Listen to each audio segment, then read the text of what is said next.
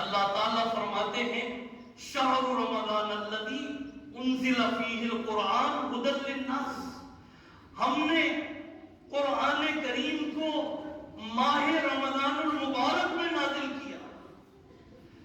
یہ قرآن کریم اللہ نے رمضان کے مہینے میں نازل کیا ہے۔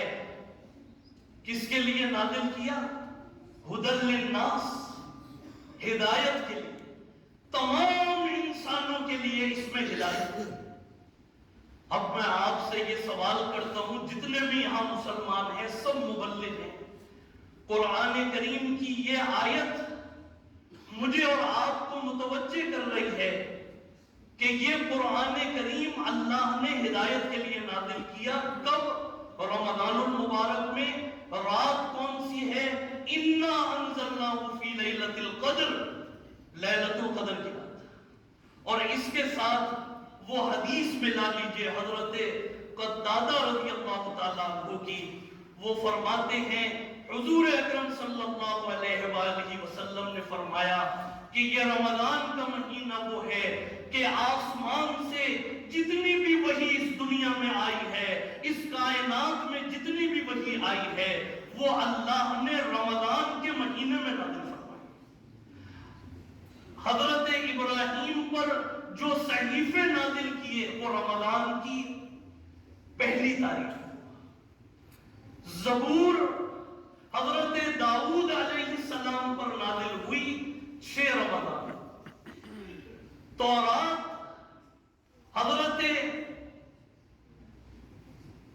تورات جو نازل ہوئی ہے حضرت موسیٰ پر، یہ رمضان کی 12 تاریخ۔ انجیل حضرت عیسیٰ پر نازل ہوئی رمضان کی 18 تاریخ کو، اور قرآن کریم جو ہے یہ لیلۃ القدر میں اللہ نے نازل فرمایا۔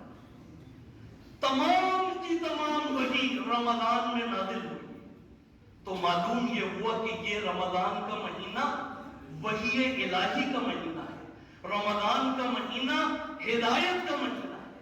لیکن آج میں نے اور آپ نے یہ فیصلہ کرنا ہے کہ اس قرآن کریم سے میں نے اور آپ نے کتنی ہدایت لی ہے۔ آیا یہ رمضان آج 10 دن مکمل ہو گئے، ہم قرآن کریم ترجمے کے ساتھ پڑھ بھی رہے ہیں؟ یہ ہدایت آپ کو کب ملے گی؟ آج یہ جتنے آپ کو یہ فتنہ اور فساد اور یہ تفرقہ کہ جی یہ بریلوی، یہ دیوبندی، یہ اہل حدیث اور یہ اتنے دوسرے غیر مسلم نہیں ہیں جتنے مسلمانوں میں فرقے بنے، اور یہ کیوں بنے ہوئے ہیں؟ کیونکہ ہم نے قرآن کریم کو اس سے ہدایت لینا چھوڑ دی، اس کو ترجمے کے ساتھ پڑھنا چھوڑ دی۔ آج اگر یہ امت قرآن کریم کا ترجمہ پڑھ لے، میں اور آپ انشاءاللہ ترجمہ پڑھ لیں، خدا کی قسم کوئی اختلاف نہیں ہے، کچھ بھی نہیں ہے۔ یہ سب اختلاف کھانے کمانے کا اور پینے کا اور پیٹ پالنے کے ذریعے یہ اختلاف۔ آج اگر دیوبندی یہ کہیں کہ ہم دیوبندی نہیں ہیں، ہم سورہ حج کی اس آیت پر عمل کرتے ہیں، هُوَ سَمَّاكُمُ الْمُسْلِمِينَ، ہمارا نام اللہ نے مسلمان رکھا، بریلوی بھی کہہ دے، دیوبندی بھی کہہ دے، سب سے پہلے کیا ہوگا؟ ان کے چندے بند ہو جائیں گے، ان کی سیاسی جماعتیں بند ہو جائیں گی۔ تو اس کے کون قصوروار ہیں؟ میں اور آپ۔ کوئی ہے اس مجمع میں جو ہاتھ کھڑا کرے کہ جی میں نے اپنی زندگی میں الف لام میم سے لگا کر والناس تک قرآن کریم کا ترجمہ حرف بہ حرف پڑھا ہے؟ کوئی آپ کو نہیں کہے الا ماشاءاللہ۔ تو پھر یہی تو ہوگا۔ یہ مولوی اور یہ جتنے بھی یہ کہاں سے پیدا ہوئے؟ آپ نے خود پیدا کیا۔ حالانکہ یہ کہیں پر بھی نہیں لکھا کہ مسجدیں بناؤ اور وہاں پر چندے جمع کرنے کے لیے اور غریبوں کی طرح فقیروں کی طرح مانگو، اور یہ کہیں قرآن میں صحابہ کرام نے محنت فرمائی، حضور اکرم صلی اللہ علیہ وآلہ وسلم نے محنت فرمائی۔ آج اگر آپ اپنے والد کا جنازہ، اپنی والدہ کا جنازہ آپ خود پڑھائیں گے، خدا کی قسم اللہ کا عرش بھی ہل جائے گا۔ مولوی صاحب نے تو پڑھانے کا، ان کا تو کام ہی پڑھانا، پڑھا کے جو ہے وہ کسی نے مٹھی میں پیسے رکھے اور جیب میں رکھے اور وہاں سے نکل گئے. حالانکہ قرآن کی آیت ہے وَلَا تَشْتَرُوا بِآيَاتِي ثَمَنًا قَلِيلًا. ہماری آیات پڑھ کر چاہے وہ جنازہ ہو، چاہے وہ نکاح ہو، چاہے وہ دعا ہو، چاہے وہ جمعے کا خطبہ ہو، پیسے نہ لینا. تو یہ کیوں ہو رہا ہے؟ ہم نے قرآن کریم کا ترجمہ پڑھنا چھوڑ دیا. آج آپ مجھے بتائیں کہ یہ رمضان کا مہینہ نزول قرآن کا مہینہ ہے اور قرآن کے نازل ہونے کا مقصد ہدایت ہے، تو میں نے اور آپ نے کتنی ہدایت کی؟ میرے دوستوں اور بزرگوں، آج سب آپ یہ مجھ سے وعدہ کریں گے، آپ یہ عہد مجھ سے کریں گے، اللہ کو گواہ بنا کر، فرشتوں کو گواہ بنا کر، کہ انشاءاللہ آج ہی سے آپ رمضان ختم ہونے سے پہلے پہلے قرآن کریم کا الف لام میم سے شروع کر کے والناس تک پورے قرآن کریم کا اس کو آپ مکمل کریں گے. کس طرح؟ ترجمے کے ساتھ. زور سے کہیں انشاءاللہ. اللہ کو گواہ بنائیں، فرشتوں کو گواہ بنائیں، اور یہ عہد کریں کہ اس رمضان میں ہم پورے قرآن کریم کو ترجمے کے ساتھ پڑھیں. آپ کو ایسی روحانیت ملے گی، ایسی روشنی ملے گی. یہ جتنی جہالتیں ہیں اور جو یہ دین سوشل میڈیا کے ذریعے اور یوٹیوب کے ذریعے اور یہ ٹک ٹاک جیسی لعنت کے ذریعے، انسٹاگرام کے ذریعے، ایک مولوی ایک کلپ بنا رہا ہے، دوسرا مولوی اس کا جواب دے رہا ہے.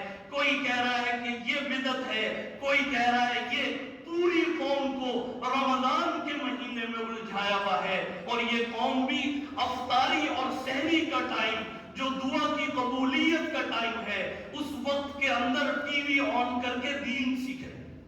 اور دین کیسے سیکھ رہے؟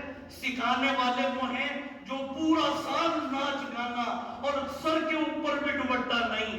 ایک مولوی صاحب، ایک مفتی صاحب اسٹوڈیو میں بیٹھے ہوئے، سامنے ایک جوان لڑکی بیٹھی ہوئی ہے، وہ سوال کر رہی ہے اور وہ مفتی صاحب جو ہے ان کی آنکھوں میں آنکھیں ڈال کے دین پھیلا رہے ہیں. یہ ہو رہا ہے.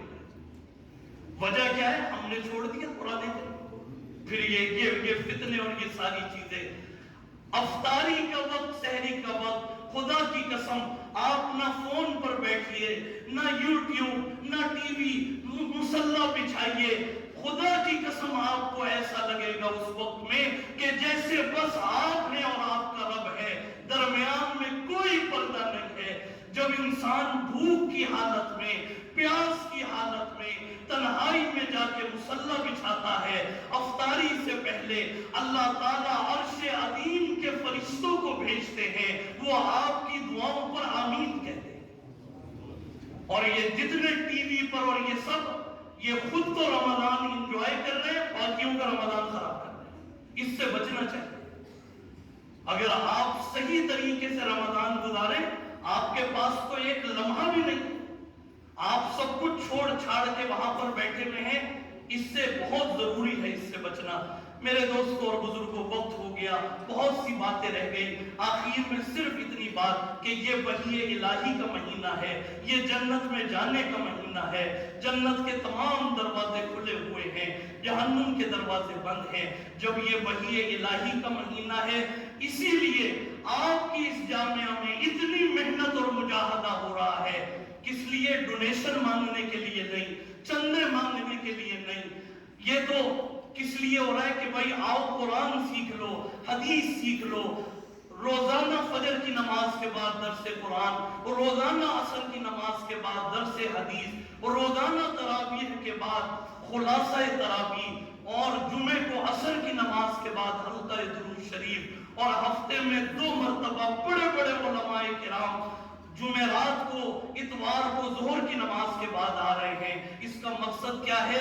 کہ ہم مرنے سے پہلے پہلے دین سیکھیں، قرآن سیکھیں، اور مرنے سے پہلے پہلے اس ہدایت کو لے کر اپنی قبر میں جائیں، تاکہ ہماری قبر بھی روشن اور قرآن کی ہمیں شفاعت مل جائے، اور قرآن سے ہماری قبر جو ہے منور ہو جائے.